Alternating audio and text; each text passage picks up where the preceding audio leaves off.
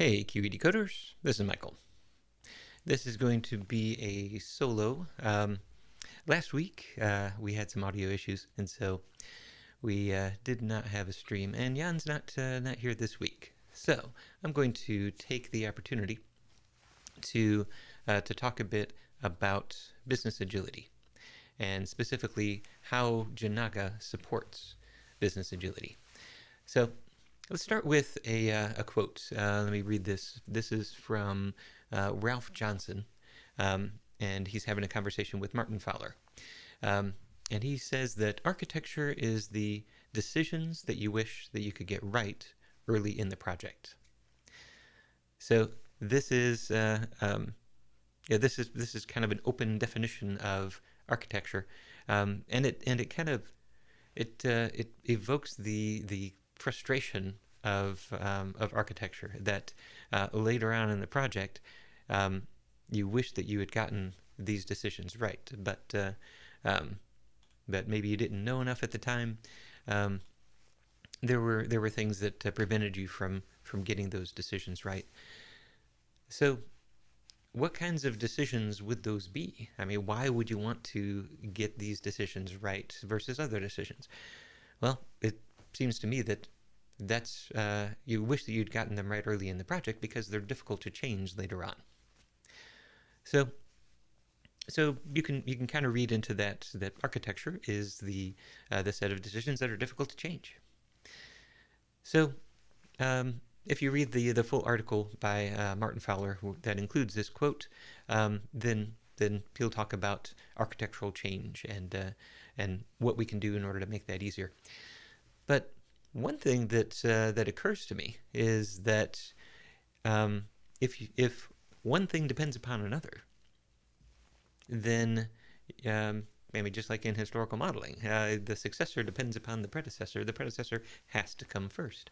So if the thing that depends upon the predecessor is the architecture, then that means that the predecessor that it depends upon cannot change. And a lot of times we develop our architecture based on the realities of the business. So we identify what problem we're trying to solve, and then we design an architecture that solves that problem. But when you do that, that means that your architecture now depends upon your business, and your business can't change, at least not without breaking that architecture and invalidating those decisions. So if that's the order of dependencies, you have no chance of getting things right early in the project. So business agility is this idea that we should be able to change our business decisions later in the project, or indeed even after the project has initially shipped. Business agility allows us to run experiments, to learn from how people are using the product and make changes to the way that we offer that as a solution. So business agility is a very valuable thing to have. So wouldn't it be great if we could design an architecture that supported business agility rather than one that depends upon business decisions and therefore takes that capability away? So the way that we typically build systems means that we have to take some dependency upon the knowledge of the business domain. So one example of that is that we build systems based on databases, and so quite often we will put the schema in the database, and that schema has words in it from the problem domain. So there is a customer table and there is an order table. And so I have to understand the relationship between orders and customers in order to create those tables.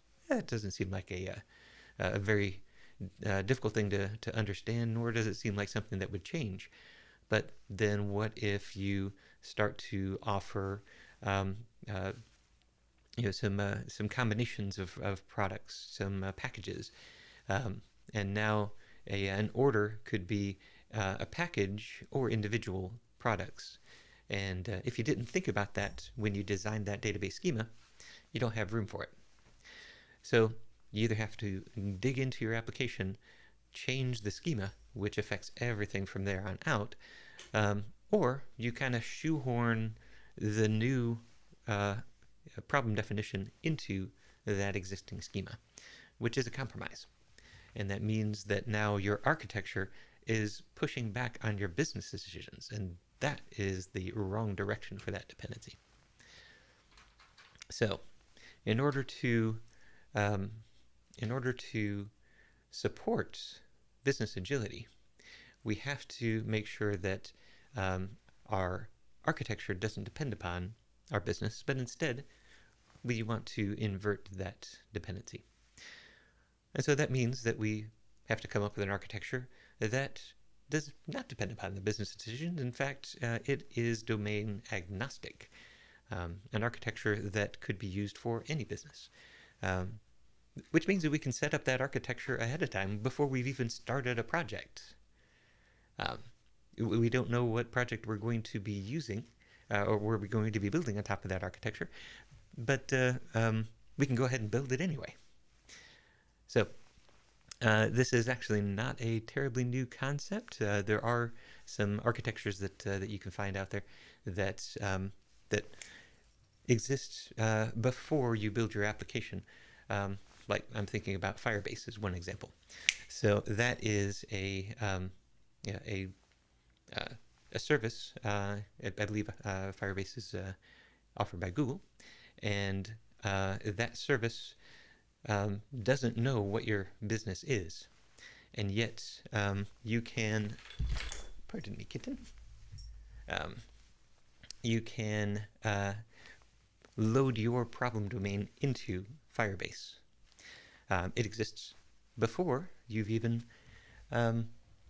started your project. So that is the kind of thing that that Jinaga is trying to solve. So that's kind of the space that Jinaga fits. So then we can talk about what sets Jinaga apart from things like Firebase, things that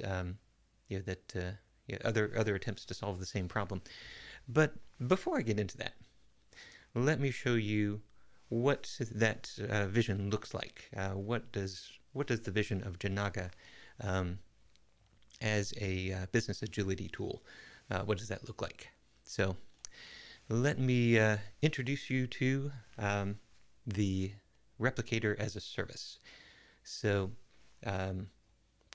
currently it's running in development. So we've got dev.jinaga.com. You can actually go up to dev.jinaga.com right now and sign up using GitHub. So from once you're in here, you can start to create replicators. So I'll create a new replicator. Let's suppose that I am starting a new project called Collab.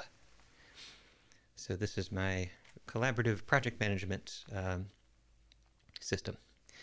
And so I'm going to start with the development replicator. You're going to want to create a new replicator for each environment. Why is that? Because the replicator is basically your database. It is the backend for your front-end application. So let's go ahead and create the Collab replicator. And now you've got a URL. So just like that, boom, there's a URL in the cloud. So I'm going to copy that URL. And now, as a business owner, you are going to collaborate with a front-end developer. So somebody who knows how to build React apps. So when you do so, they will use something like Create React App to build a brand new application. So they're building this application in React, and then they will want to take your replicator URL and put that right in there. So now the client-side application that they build knows about your particular replicator.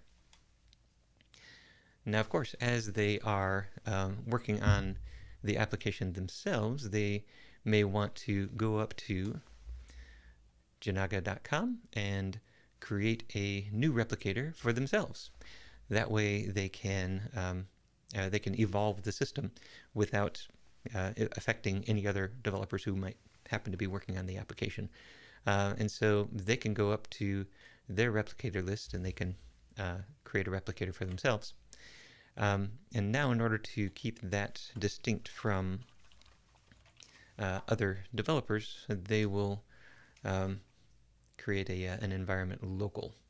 So that's going to be React app Jinaga replicator URL, and they'll come in here and they will paste their URL, whatever that happens to be.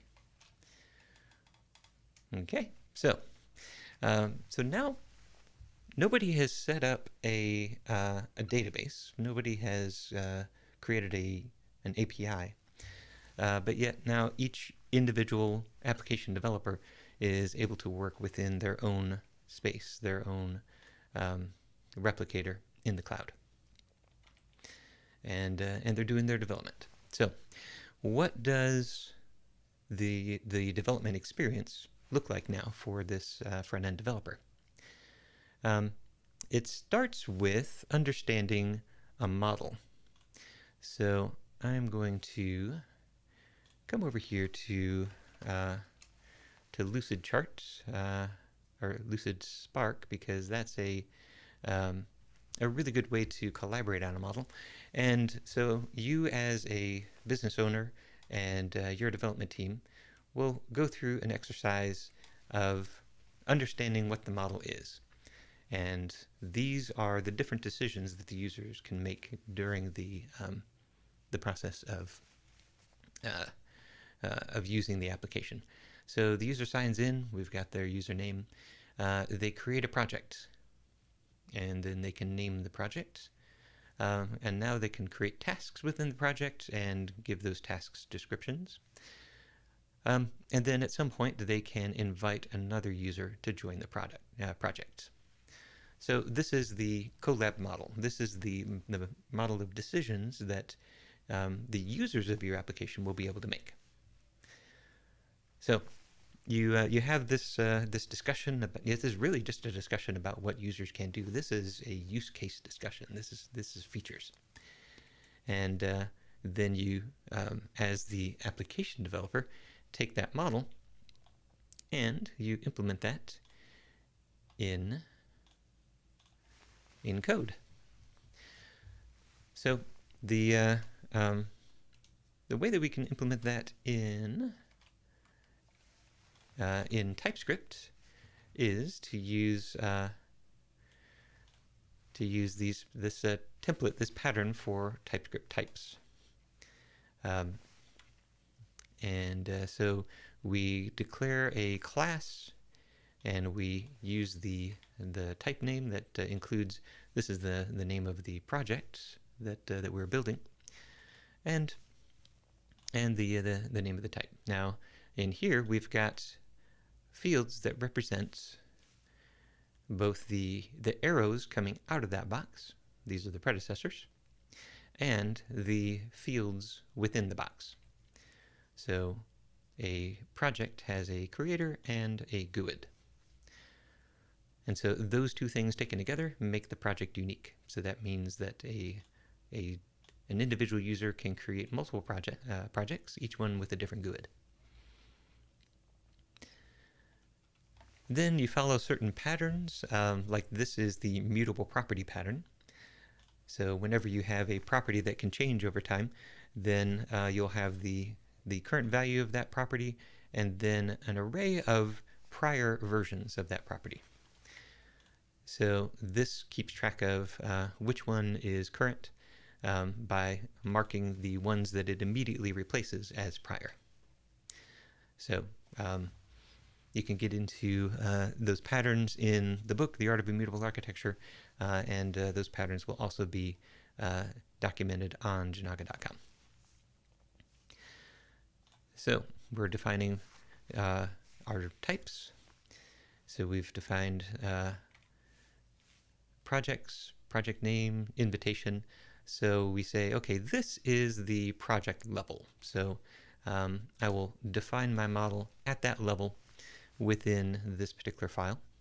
And remember, this is happening all at the client side. This is just the front-end developer doing this work, translating this business knowledge, these business decisions into code. Then we define the project model. Let me get rid of the squigglies there. We define the project model as this collection of types with their known predecessors. So right here, actually, I have made a mistake with respect to the project. The project has a predecessor. It's called the creator, and the creator is a user. So let me go ahead and document that. So we've got dot predecessor, and the predecessor role is the creator, and the type is the user. So as an application developer, I am just simply translating this graph into that code. And now I want to set up the authorization. Now this is usually something that that a backend developer has to set up. So just like with these objects here, usually you've got a backend developer or a DBA setting up this database schema. But instead, we can set up the schema in the front end. And then similarly with the authorization rules, it's usually a backend developer that's implementing authorization. But instead, in order to support business agility, let's go ahead and let one developer, one front-end developer, set up all of these authorization rules. These will be implemented on the back end, so don't worry about somebody bypassing the front end and going straight against the back end. But we just go ahead and configure them right here, all in one place. So this is telling us that whenever somebody wants to create a project, it must be the project creator. We're not going to authorize somebody else to create that project. And then whenever somebody wants to set the project name, it must be the project's creator. So N, that is the project name fact. And so we saw here with project name, it has a predecessor of project, and then project has a creator. So we just follow that up the chain, and we say the name must be set by the name's project's creator. But there's another rule here. There's somebody else who could change the project name, and that would be invited users. So for every invitation, where the invitation project is this project here, then we're going to allow the users that were invited to that project to set the project name.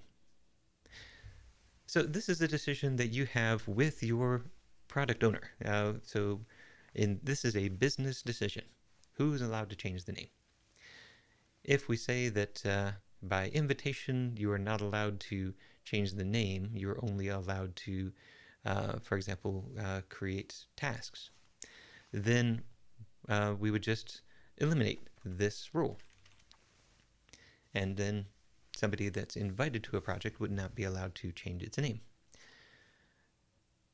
And then likewise here, who's allowed to send out an invitation? Well, the project creator is allowed to send out an invitation, but then also all invited users. If we made the business decision not to allow an invited user to then invite other users, then we would eliminate that rule. So these rules encode the business decisions in the least amount of information necessary, just to just to tell the system that this is the rule. These are the users who are authorized to make these decisions. So continuing down, we will we'll say, all right, now that we've got a project, we're going to want some tasks. So then we'll have another part of the model that describes tasks. So we've got a task description. This will also have facts in here related to the completion of a task or the assignment of a task to a user. So this part of the model can be expanded, but you can see it references the project. And then as we build out the authorization rules, we say that a task can be created by any of the invited users, and the task description can be set by any of the invited users. So again, you have this business discussion with the product owner, and together you identify what are the rules, who is authorized to take what actions within the system, and then encode them. And it's all in one place where you can revisit those rules and update the system as the domain changes. Okay, so now at this point we have set up a replicator. So that is just going to Jinaga.com, hitting a button, and giving it a name. So it's really easy to set up a replicator. And then we have taken that replicator and we put it into some front-end code. And then we started building out our model against that replicator, including the authorization rules for who is allowed to perform what actions. And so all of this is supported by a conversation between the business owner and the development team. And it doesn't have to be a large development team. Just a single front-end developer can get you started. So now we are at the point that that we want to deploy this application. We want other people to use it. So when we get to that point, what we'll want to do is set up a brand new set up a brand new replicator that represents the production environment, and then on the build for the application, before we release it to production, we'll want to put that replicator's URL into the code. That way, people who are using the production system will be using a different replicator than those that were used to set up development. And setting up a new replicator is just as easy as pushing a button. But now let's talk about how we take these facts that we have specified here and show them on the user interface. So far we have set up our model, but we want to bind that to the view. We want people to be able to see what is happening within our application. So to make that happen, let's look at. Let's see. Okay, yeah. Let's flip over to another application. In fact, let's look at the Jinaga Replicator as a Service portal itself, because as it happens, that is a Jinaga application, and so you can see how I've set this up in a real system. So we've got this area for the replicators. So I'm going to take a look at the replicators page. And so in here, this is where we define what shows up on the user interface. What is it that the end user can ultimately see? So this looks a bit complicated at first glance. In any system, there's going to be some complexity. The specification is where that complexity lands in a Jinaga application. But reasoning through it just a step at a time, you can build a specification that describes completely what shows up on a screen. So let's walk through this one. So we take that model that that we created, and then we say we're going to be given a user. So that's our starting point. And now I want to match some facts that are in the database. So here's the user that I was given, and now this is a fact repository. This allows me to go back to the system and get more facts. So I'm going to start off by getting facts of type replicator. So this is a specification that's supposed to list all of the replicators for a particular user. So naturally, it makes sense for me to go get the replicator, and then I'm going to join replicator.user back to the user that I was given. So this is like an equals. So give me all the replicators where the user is equal to this one that was passed in. So now I've got all the user's replicators. I want to filter out those that have been deleted. So that means only give me the ones where there does not exist a replicator deleted fact, where deleted replicator is that replicator. So this is the kind of thing that you'll add to the specification just a bit at a time as you implement the capability of deleting a replicator in this case, or a project in the case of Colab. Then you're going to just gradually add this not exist. And you don't have to add this by going to the back end and updating a query in the middle tier and saying, I want to select these where this delete flag is not set. And you don't have to add a new API endpoint to respond to the delete verb. So none of that stuff is necessary with Jinaga. It's all just an application agnostic backend because the architecture doesn't know about the business decisions. That's what supports business agility. So this is all we do to support replicator deletion is filter them out. And then, now that I've got those replicators, I want to get some information about them. So give me its hash, give me its identifier. That identifier is like the GUID that we saw in the project. And then also give me the names and the environments. So these two, you'll notice, are following exactly the same pattern. So let's just examine one of them. So for the names, we're going to get the facts of type replicator name.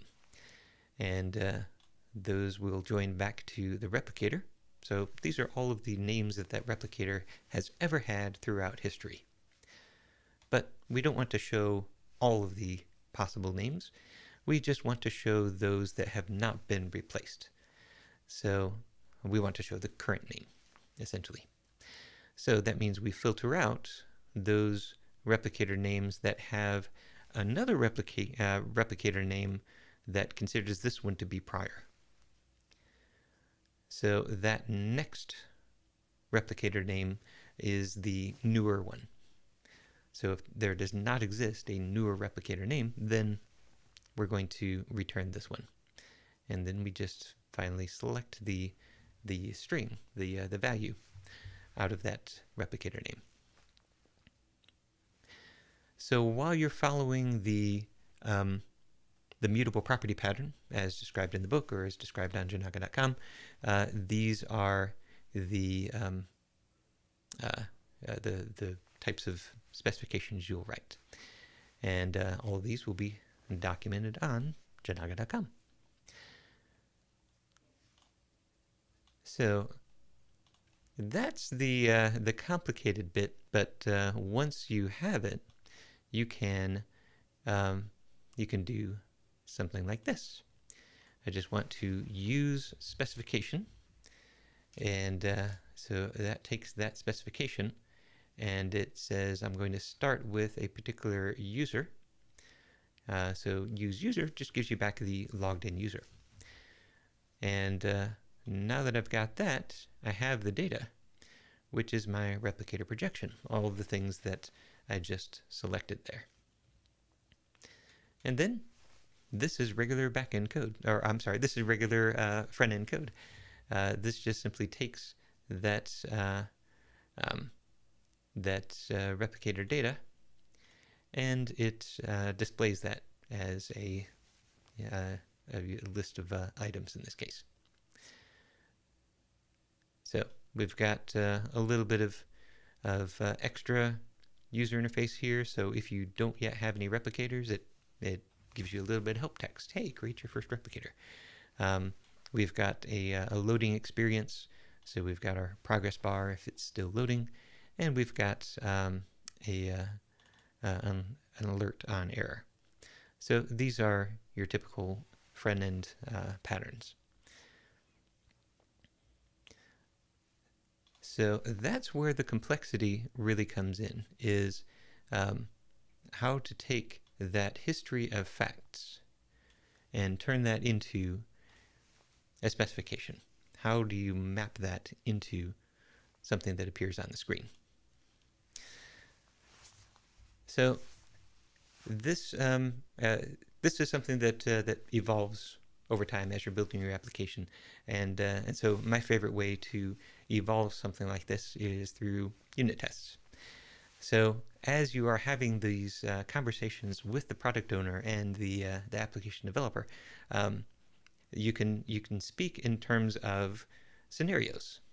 So it's like, when somebody deletes a project, I don't want it to show up on that primary list. And say, okay, let's write a unit test to verify that specification does not return the deleted projects. And then watch it fail, add the clause, the not exist clause, and then watch it pass. And then the product owner would say, okay, but I want a recycle bin that shows all of the deleted projects so that you can restore them. Oh, okay, let's write a recycle bin specification that shows only the deleted projects. So turn the not exists into exists. Test that. The specification does what it needs to do, and then bind that to the user interface and show that that recycle bin. And so this style of developing really allows you to evolve the application just one feature at a time, and build everything all in the same place. So you're just building this in the front end. You're not building an API. You're not building a database, and you don't have to have different specialties on the team in order to make this happen. You can start out a project with just one person. Now, when you want to expand your team and work on a larger system, you don't have to have people start to specialize on different areas of the architecture, because now that creates dependencies among your developers. So you've got a DBA. His specialty is just creating the schema in the database and optimizing those queries. And then you've got a backend developer, and her specialty is just creating APIs, doing all of the mapping from JSON into some data access layer and running those queries. And then you've got your front-end developer, and her specialty is binding everything to React and using Redux and Remix and all those other things. So when you create those dependencies, now those three people they have a choice. How are they going to work? It's either these three people will work as a team and they will all collaborate on one feature. Honestly, that's the best way to do that kind of cross-functional team collaboration. The way I see a lot of organizations doing that is that each of those three disciplines will be on three different teams, and then you have to get those teams to collaborate. And so you've got front-end developers working on all sorts of different features, but all within the front-end developer team. And then you've got DBAs working on different features, but all in the DBA team. And somehow you have to get this developer to talk with this DBA and with this middle tier developer. And you end up creating dependencies within your team. The idea of having everything within the scope of one developer, and in this case, it's the front-end developer. That means that you don't have to have that additional collaboration in order to get a feature done. So yeah, cross-functional teams are better than matrixed organizations, but having all of those capabilities within one head, that's better still. That is real business agility. So now when you scale up this kind of a project, you don't scale up by separating your disciplines. You scale up by having different developers working on different features of the application, different subsets. And so that's why you can define different models in different files and then join them all back together. Just bring all those models back into one place. Let me show you how we bring all those models together. We have, if we take a look at the model here, you can see this is pulling in the user model and the replicator model from different files. So we've got different sets of facts here with their authorization rules, and then different sets of facts here with their authorization rules. And likewise, we're bringing all of the authorization rules together. We can see that, okay, actually right here, oh yeah, the authorization rules are, they're known to the backend. Remember, I was saying that even though you write them in, all in one place, you implement these in the backend. So how exactly would that work? How exactly would that work if you don't control the backend, if the backend is a replicator as a service? Well, that would work by being able to take this set of models and run a build step on your CI/CD server that packages them up and uploads them to Jinaga.com, where then it installs them into your replicator. So yeah, you don't have to write backend code, but yet still authorization rules are executed on the backend. Remember, you don't want to execute authorization rules on the front end because then people could get around them and create unauthorized facts. So we prevent that. So yeah, all of this decision making happening within one place, and supported by these conversations with the product owners. So far, we've talked about the types of applications that have a front end, that it's just a mobile application, a web application that different users are using to collaborate. But sometimes you need an application to do some things on the back end. You need some additional logic that's not part of the user interface.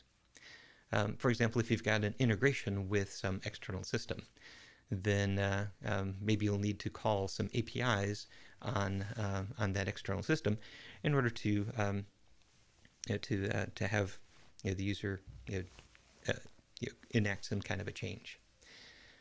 One example that comes to mind is one of the projects I'm working on with this technology is something that sits in front of Azure DevOps. Azure DevOps has an API that you can use to kick off builds, to update tasks. So it's got a really rich API, and so wouldn't it be nice to have a collaborative user experience that you can use on your phone, on the web, and interact with other members of your team, but then also have it control the back end. So have it approve pull requests, have it kick off release pipelines. And the cat needs out. Hold on a second. I know. There you go. So if you've got something that needs to call an API, you don't want to call that API from the front end. You want to call that from the back end. So that means that that you will have to write some backend code. Do you want to put that backend code into the replicator? No, that's not what replicators are for. So for that kind of a project, what you'll have is another kind of client. This won't be a React client. It won't be a React Native client. This will be an Azure Functions client, a Lambda, an AWS Lambda client. So using this same kind of code, you'll be able to deploy things to your own infrastructure or to your own AWS or Azure subscription, and connect to that same replicator. But now, whenever somebody on the front end creates a fact that that your backend is interested in, then the backend will be notified. And then it will pick that up, it'll do its work, and it'll report its results back to the replicator. And so those will flow back to the front end. And so that's really why these are called replicators in the first place. That's the whole idea of this replication. So your front-end developer that you're starting with that is completely responsible for model authorization rules, the entire experience. That same front-end developer would have all of the experience necessary to implement these functions. Of course, if they really want to focus on React, then okay, at that point you can go ahead and get a developer who's specialized in calling APIs. But it's as far as Jinaga is concerned, it's the same skill set. So you don't have to learn about queues. You don't have to learn about Kafka and topics and publish subscribe because that is what replicators do. That's happening behind the scenes. So just hook into that, and then whenever something changes with your specification, then you're notified. Make the API call, put the results back into the model, and everything flows where it needs to flow. So as you add these new features, you don't have to go back and change your architecture. It's the same architecture that supports the front end as well as the back end. And so that's the whole idea of this business agility is let's not have to make that decision up front. Let's not have to understand that this problem domain is going to require that I call that API. Instead, let that evolve. Let that feature come to be as part of an experiment, as part of some feedback that you get from customers. They say, you know what? It would be really nice if I could take this information that we are collaborating on and run it through this AI in order to determine the sentiment of my comments. So maybe instead of a human having to approve every single comment, you can first make an AI pass, and then you can make a recommendation that a human can quickly respond to. That's the sort of that's the sort of feature that you might discover later, or that you might just decide to build later. And when you do decide to build it, you shouldn't have to go back and change your entire architecture to do so. That is the business agility that we are working toward. So let's quickly talk about the next steps. So what we have seen so far here is Jinaga.js working in React. Jinaga.js also works in React Native. Jinaga.js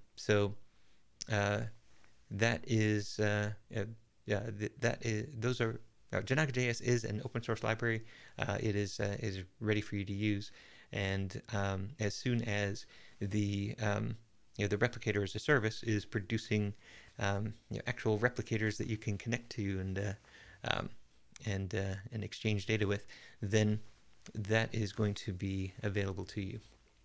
But Jinaga.net is in active development right now. So where Jinaga.js supports React and React Native, Jinaga.net is there for Maui and for Blazor applications. Furthermore, both of these libraries are exactly the same libraries that you would use for backend functions. So if you wanted to write Node functions or .NET functions, C# functions, then these would be the same libraries that you use for those. They are not specific to the front end. And then once that is the mobile stories are complete, and I've given you the support for the backend, then it's just a matter of building out that replicator as a service experience, so that you can get all of the patterns that you need, and then you can start to connect replicators to one another. Once you have a large enough application, you're going to want to scale that out, and you're going to want to have some replicators that are for the mobile application and others that are for backend systems, and then still others that are the hubs. So maybe you'll even have an API that you expose to your customers once you reach that level, and you'll want that API to be backed by a replicator that has more constrained authorization rules and distribution rules. So you're controlling the information that comes in and out through that API, and then you hook that up to your hub replicator that can then get to your mobile and your backend replicators. So part of that replicator as a service will be this mechanism for connecting replicators to one another and building out a network of replicators. So yeah, all of that is on the roadmap. What you can do right now, today, if you don't want to wait for replicator as a service, you can just install your own replicator as a Docker container. Instructions for that are already at jinaga.com. But yeah, if you want to have the best business agility, then you can just create a replicator as a service in the cloud and just start developing against it. So that is the Jinaga vision. That is business agility. If you want to help me with this Jinaga experiment, please reach out to me, michael@qedcode.com, and yeah, let's get on the Discord. Let's talk about how we can work together to build this system and really support business agility. All right, I've been Michael. Thank you so much, QED Coders, for joining me on this conversation and on this journey. And I will see you again next week. Take care.